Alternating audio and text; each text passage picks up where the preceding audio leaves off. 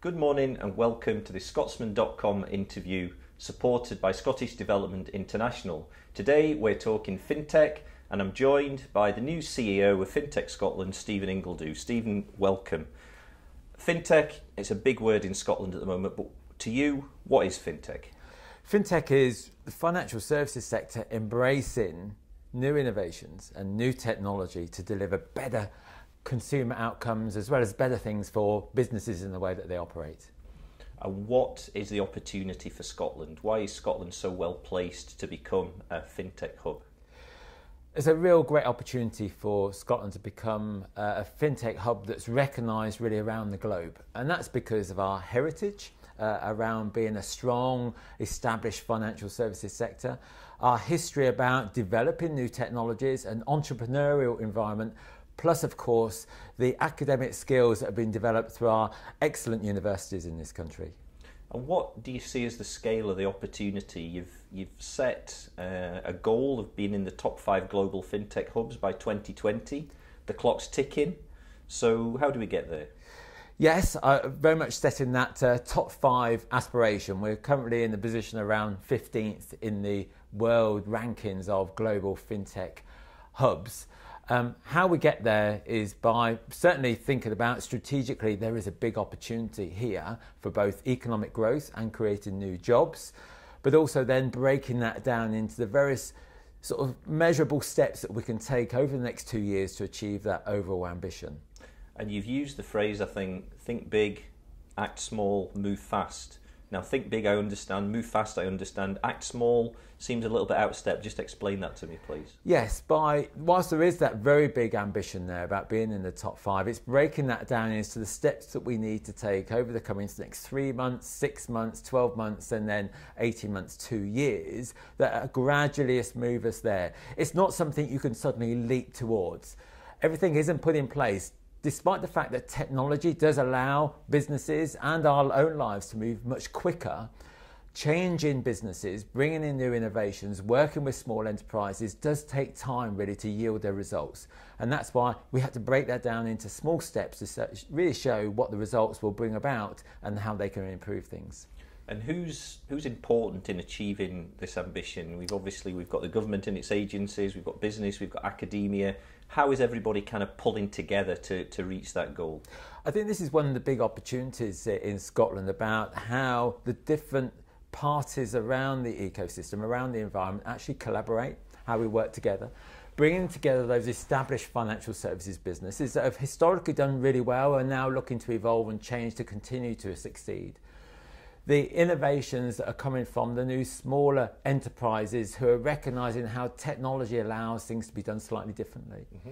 And then really the insight, the research and the development coming from our universities, which is given a different complexion of the way the world could work and how it can deliver better consumer outcomes going forward. So that concoction of the three, yep, plus the government creating a very positive environment to allow different types of collaborations, not just within the financial sector, but broader, for example, with the technology companies, with lawyers, with professional services, brings together a diversity of talent. And through that, you can get the new innovations. Okay, you talked there about these kind of small, innovative, exciting businesses that we've got in the fintech and the wider tech space in Scotland. How do you make sure that those firms are allowed to carry on doing these exciting, innovative things, but create some kind of structure that they can be part of without tempering that real creativity? Yes, there's a number of things that are very important. First of all, is about that environment where they have the space. They have the space to develop, to test and learn. Not every innovation actually leads to a positive result, and sometimes actually failure and learning through failure helps you to move on to a much stronger result going through. So the right environment, the right spaces, the right support is really crucial, whether that's support from a legal point of view, a regulatory perspective, a financial, but also business mentoring. Experienced people recognising how they can actually help smaller enterprises learn from the mistakes of the past. And then the added ingredient of making sure that people are there to support businesses as they develop, the skills and talent that can join a new enterprise to help it to grow, to apply the new technology, to move things on going forward. So really, again, the bringing together of the right space, the environment, support and people provide an environment that allows entrepreneurs not only to want to set up business in Scotland, but also potentially come from elsewhere in the world to Scotland to develop their enterprise.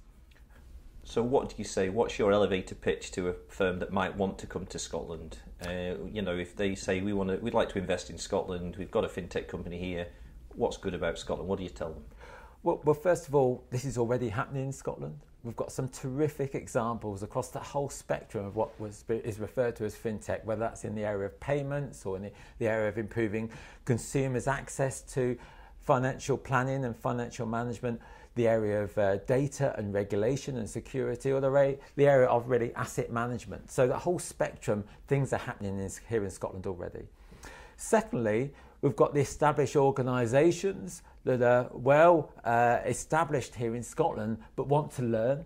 They want to learn from those entrepreneurs who've got those new ideas of applying technology in a different way. And thirdly, because of the strength of Scotland's universities, actually we've got those new skills, those talented individuals from very diverse backgrounds coming out of our educational institutions that are looking for those new roles. So that supply of the future workforce is very much here. And do we have overseas companies looking to establish fintech bases in Scotland, Stephen? Yes, we do, David. We have various enterprises actually from parts of the UK who are looking really to grow their enterprises here in Scotland going forward, and some are already making those moves to come here, both to Edinburgh, Glasgow and elsewhere. But working with our Scottish Development International colleagues, we're also seeing a growing interest, even since the start of the year, from enterprises that are currently in Australia, in the Far East and even in the US, who potentially see Scotland as a very exciting base from which to start to expand their operations Europe-wide. So we've got that interest coming from afar as well as sort of nearer, closer to home, and some of those enterprises have already started to make moves to set up their initial bases here in Scotland. And when you talk about that international perspective, there's a lot of other places around the world looking to create fintech hubs as well. But you've said you don't necessarily see it as a competition. You think it's much more important to learn and collaborate. Yes, I do. I think different regions of the world who have fintech centres, like sort of Scotland, will have their own areas of speciality. Scotland's speciality or area of strength is particularly around data and data-driven innovation, using data to innovate, find new ways to deliver better outcomes for consumers, better ways in which businesses operate, whether that's in the field of payment mechanisms, whether that's in the way in which consumers engage with their money to buy or to borrow money, for example, or whether that's in the area of, say, data security, improved in ways in which data is managed to make people feel actually they're comfortable supplying their data to organisations. All of those areas, Scotland has some expertise, and all those areas are providing new opportunities to innovate. And do we have the right skills in Scotland to take this whole fintech agenda forward? I think skills is one of the things that does stand out at the moment, again, particularly around this area of data and data-driven innovation. You just need to look at really the strength of our universities, take the School of Informatics with the various universities we have here in Edinburgh, but also the courses that are being developed in the special fields of fintech, whether at the University of Edinburgh, at Napier, at Heriot's, at Strathclyde Business School and at Stirling, suggest actually there's already a groundswell of great sort of talent coming through. And again, enterprises look to that and think, well, that will provide us with the resources for the future. One thing we touched on earlier on, we didn't quite talk about it in detail, is this idea of hubs. We've talked about a physical fintech hub for Scotland. I think you're more interested in talking about hubs plural. But how important is it to have a physical hub, and how important is it to have effective virtual hubs as well? Yes, well, firstly on the physical hubs, Scotland already has a number of established incubator or innovation hubs. They're not necessarily specialists around fintech, but they're both very much in Edinburgh, Glasgow and Stirling, and are thriving and provide opportunities for fintech enterprises to kick off and grow. We are looking at some special fintech environments, some spaces alongside that to make sure that there's that complementary environment, particularly as this field starts to develop through the area of data-driven innovation, working very closely with the university and the public sector and their buildings that are available. it's not just about those physical buildings. It's important that when looking across Scotland, there's an opportunity to plug into what we refer to as virtual platforms or factory environments that allow big companies to share, for example, their data with smaller companies in order to innovate and generate those new opportunities in which their business operates. So we refer to those, as I say, as virtual factories, and we see that opportunity to help really ensure that innovation and fintech is countrywide, isn't just confined to a few physical locations. But sometimes it's that physical proximity that can actually help people to do business and make progress as well. Yeah, don't get me wrong. I mean, technology is obviously huge and it's changing our lives in a number of different respects, making things far more efficient, far easier to engage with it, for example, with our money, as I've touched on. But it's actually when people and humans come together that you get the real insights and the real opportunity to be creative. That diversity. So certainly creating those environments for people to come together and share ideas and explain to each other what they were doing is something we see as important going forward. It's not all going to be through robots and we're all sitting in our homes doing things through a computer. Yeah. And you've got an important role to play as CEO of FinTech Scotland, going out there and meeting people and helping to make those connections. What's your vision for fintech in the future? I mean, the vision is obviously to be recognised globally as a major centre for fintech development. So much so that other enterprises, big and small, look to grow their organisations here in Scotland, as well as to encourage foreign direct investment into Scotland, into the enterprises and businesses that we do have. So that would be the overall goal, because that in itself will drive not just economic growth, but importantly jobs here in Scotland going forward. I think I'd like to bring it alive by actually sort of showing the power that there is through the data. There has been a data explosion in terms of that can be used by individuals and organisations over recent years. So it's really making use of that data and putting it to some use with some positive outcome. Data is sometimes referred to as the new oil. You could say it's always sort of sat there in the ground.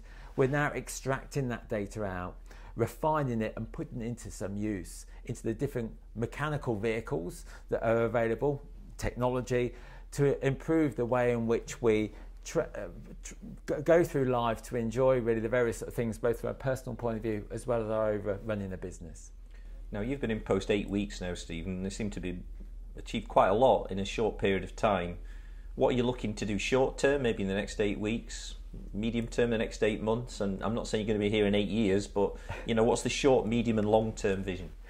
Yeah, well, in the short term, the immediate actually is, we've really touched on, David, there's a huge amount of opportunity and there's a huge amount of activity going on. What we've got to be very clear on, and I want to really be clear over the next sort of 6 weeks or so, is the actual plan. The plan that sets out what are the key milestones of where we want to get to in 6 months' time, and then a year's time, and then 2 years, that gets us onto this top 5 goal. Yeah. Breaking it down in that way. There's a couple of things that really sort of jump out really. How can I make sure that the various parties within the ecosystem are actually collaborating, facilitating and bringing together those parties to be on the pitch to create a very strong team? Our university partners, our partners really from some of the big technology companies, our partners from some of the professional services organisations, along with financial services and the entrepreneurs, all in, let's say, the same room and focused on a particular initiative. So what you're saying is everybody's on the pitch, but it's just a question of finding everybody's position and making sure everybody knows their role in the team. Absolutely, yeah, that's really sort of crucial, because we can't have everyone playing number 9 as the striker wanting to score the goal, because they're not going to get the ball to them for those goals to be sort of scored. So everyone understanding their different role that they play and how actually by everybody collaborating, there's a benefit to everybody. Some people refer to that as helping the tide rise, so everybody is involved in the benefits of that, not just a few really who are involved in sort of any sort of specialist area. So yeah, that collaboration is a real key thing that's going to help us really sort of take us forward to the next sort of stage. And some of those collaborations are still being worked through. No one would necessarily sort of think that actually a financial services company working with a telecommunications company, working with a fintech specialising around data and security, with some of our colleagues in university would actually blend together to create a new innovation. Well, it very much is. And that's the type of collaboration we're looking to drive and facilitate going forward. And so how do you see things in 2 years' time? You know, Scotland's in the top 5, it's one of the top 5 global fintech hubs. You know, what does that look like? I think that we'll be seen as part of an international team. Again, you touched on there, it's not about competing to beat other global centres, it's actually working alongside them. Technology and data really doesn't recognise borders, and really empowering ourselves to really ensure that we've got those pathways into other parts of the world, whether Australia, the Far East, the US, and of course Europe, will ensure that actually we've got that two-way development of innovations which help us to grow even further.